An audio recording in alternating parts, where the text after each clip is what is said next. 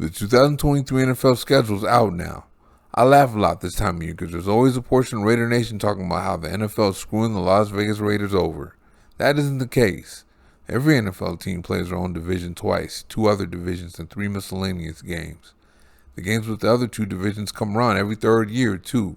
All that crap about the miles the team travels or 3 away games in a row is just the luck of the draw, not a plan to screw the Raiders over. When you play in the tough AFC West with the Super Bowl champion Kansas City Chiefs in it, you'll have a tough schedule anyway. One thing I like about this schedule is they'll be well tested early. By week 6, we'll know what kind of team the Raiders have. Week 1 against the Denver Broncos will be a nice little test, but not a big test.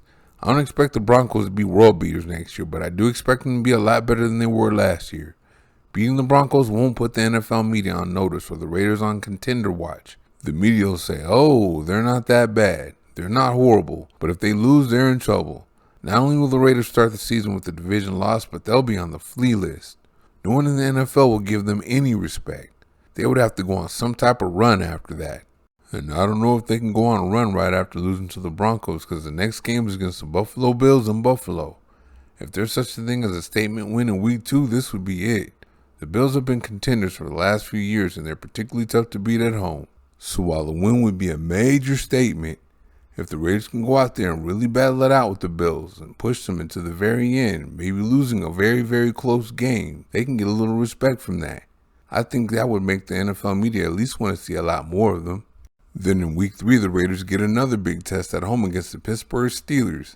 I expect the Steelers to be really good with Kenny Pickett in year 2. Broderick Jones was a good pick at number 14 overall. He'll make it much easier for Pickett to get the ball down the field to Deontay Johnson and George Pickens and help pave the way for running back Najee Harris in the running game. On defense, second-round pick Joey Porter Jr. will give the Steelers the corner they need to go with the pass rush featuring a healthy T.J. Watt and Cam Hayward. The Raiders did something that they beat them. It doesn't get any easier after that, though. In week 4, they have to go to the City of Angels to face the division rival Chargers. They drafted receiver Quentin Johnson to help an already explosive offense in round 1, and linebacker Deion Henry to help stop the run in round 2. The Raiders were able to get pressure on Chargers quarterback Justin Herbert in the second game last year and win it to get the split, so it'll be interesting to see how the Raider pass rush does with 2023 first-round pick Tyree Wilson. A win here could really get the NFL media's respect. In week 5, the Raiders will face the Green Bay Packers. Okay, the Packers weren't any good with Aaron Rodgers last year, and we're supposed to believe the Packers are going to be good this year? Rodgers took a few good football players with him too, so I don't believe the Packers will be very good. First-round defensive end Lucas Van Ness should help the defense, and second-round tight end Luke Musgrave should help quarterback Jordan Love in the offense, but I don't think the Packers have enough. A win here would be another one in the category of, oh, okay, the Raiders aren't that bad. In week 6, the Raiders will face the New England Patriots for the second time in the last couple of years. The Patriots definitely weren't the same on offense with Josh McDaniels now being the Raiders head coach, but let's be fair. They went from McDaniels to Matt Patricia, who has a defensive background as the offensive coordinator. Bill O'Brien will be wearing that hat this year, so we can expect the offense to be much better. I don't expect them to be the 2005 Patriots this year, though. I think they'll be pretty good, so a win here isn't going to make big noise around the league, but it's a solid win. Alright y'all, no more conspiracy theories about the NFL screwing over the Raiders on the schedule. They actually have an interesting one with a lot of range over the first 6 weeks.